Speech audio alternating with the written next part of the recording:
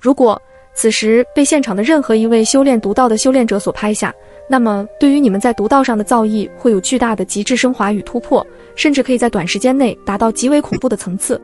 神脉师又追加了这一句话，使得在场的修炼者们顿时陷入了沉默，空气中弥漫着一种紧张而又期待的氛围。特别是其中那些修炼毒道的修炼者，他们的目光早已经流露出极为贪婪与期待之色。尽管财力有限，也将会用尽一切办法去将这破恶毒源弄到手，因为这是一次改变命运的机会。毒道修炼者们的眼神中闪过一丝狂热，他们渴望得到这能够让他们实力大增的破恶毒源。起拍价5亿。神脉师的声音再次响起，如同一道惊雷在众人耳边炸开。瞬间，竞拍场内爆发出一阵喧哗，无数人开始出价，数字不断攀升，每一次叫价都伴随着情绪的高涨和紧张的期待。他们都知道，即便自己不是恶难毒体者，若能融合此破恶毒源，也必将一飞冲天，达到前所未有的高度。神脉师的目光再次从众人身上一一掠过，那炙热的眼神仿佛能看穿每个人的心思。这场神脉会不仅仅是为了金钱，更是为了那能令人心驰神往的各大宝物。在这场看不见硝烟的战争中，每一个出价都充满了风险与机遇。神脉会进行到这一刻，空气仿佛凝固，每个人的心跳都在为那即将属于自己的破恶毒源加速。破恶毒源，虽然现场正在激烈的竞价，可是萧炎的思绪却没有一点在这个上面。刚刚听到神脉师对破恶毒源的介绍，让萧炎一下子的大脑都放空了。萧炎坐在自己的位置上，他的目光穿过层层竞拍者，最后落在了台上那散发着淡淡光芒的破恶毒源上。这件精品的出现，如同一颗重磅炸弹，将他的心湖搅起了千层浪。思绪如潮水般涌来，小医仙的身影在萧炎脑海中闪过，他的笑容，他的温柔，以及他那与恶难毒体抗争的坚强。但如今，他就像一缕青烟，消散在茫茫人海，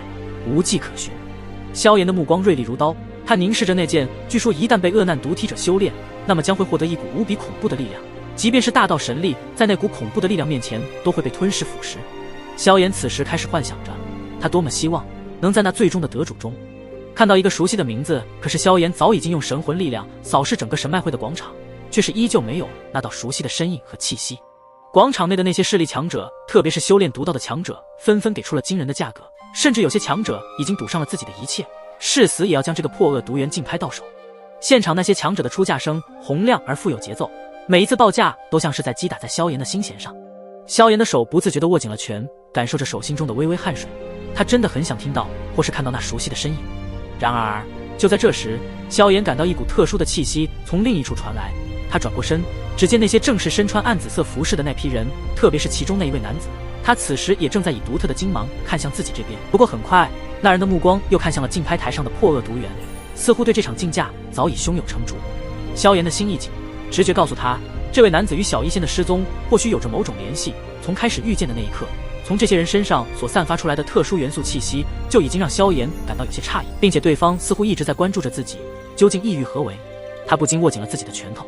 而那位男子立马也开始进入了出价时刻，一道压抑低沉声响起，10亿一场关于破恶毒源的竞拍正在人声鼎沸的神脉大厅内上演，空气中弥漫着一股紧张而又激动的气息，仿佛连时间都在这一刻凝固了。10亿又是一个令人瞠目的全新数字，却只是这场竞价的开始而已。因为那些修炼毒道的强者们脸上写满了决心与疯狂，他们对破恶毒源的渴望，犹如干涸的土地对雨水的期盼，已经处于放手一搏的阶段。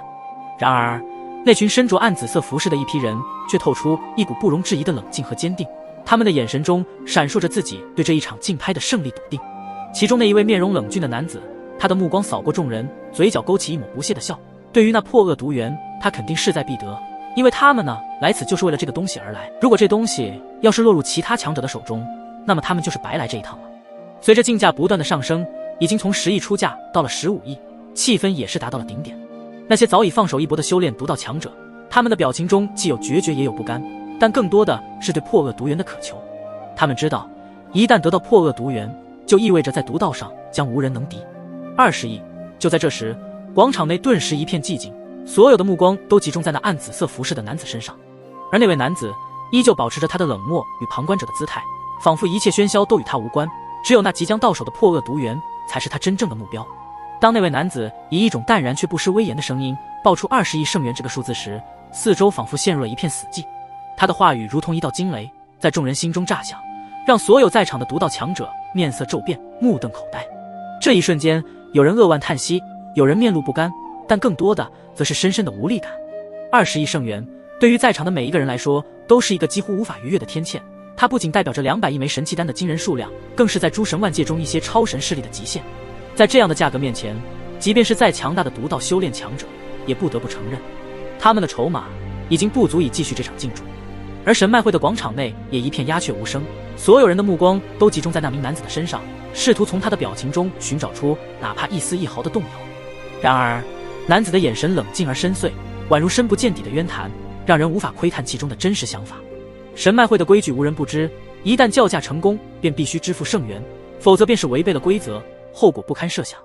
这规矩自神脉会创立以来，便从未有人能够打破，即便是那些自认为有着无上实力的独道强者，也不得不在规则面前低头。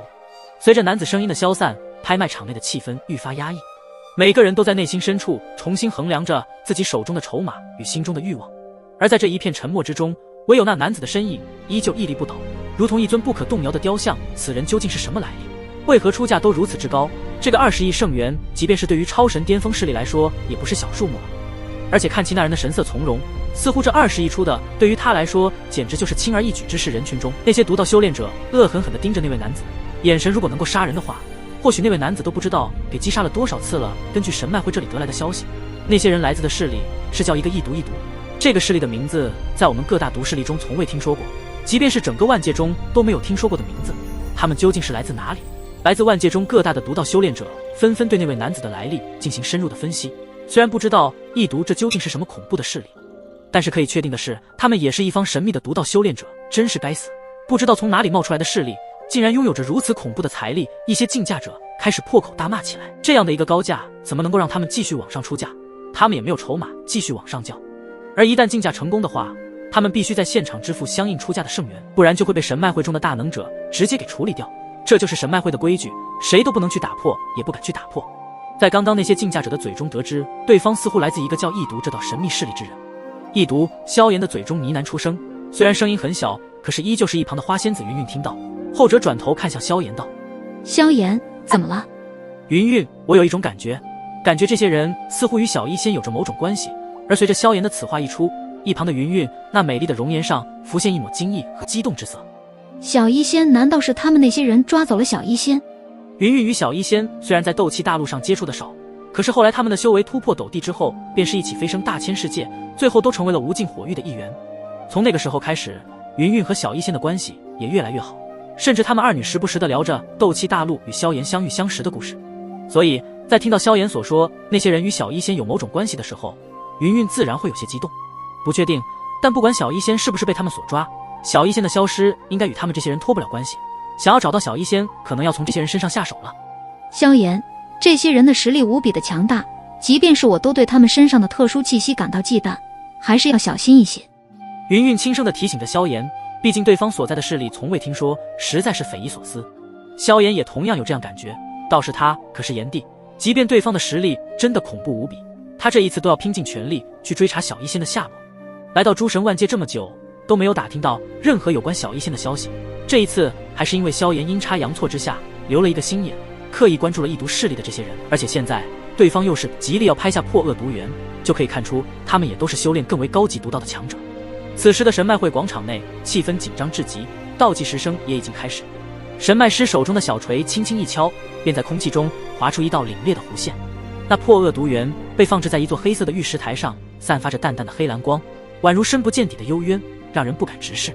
那些独道修炼者们的眼神中充满了对破恶毒源的渴望与贪婪，他们的衣袍紧绷，仿佛随时都可能因为体内力量的爆发而撕裂。但是这里乃是神脉会神州皇国的地盘，任何一位神奇强者都不敢在这里做出出格的意图，即便有，也只能强忍在自己的体内。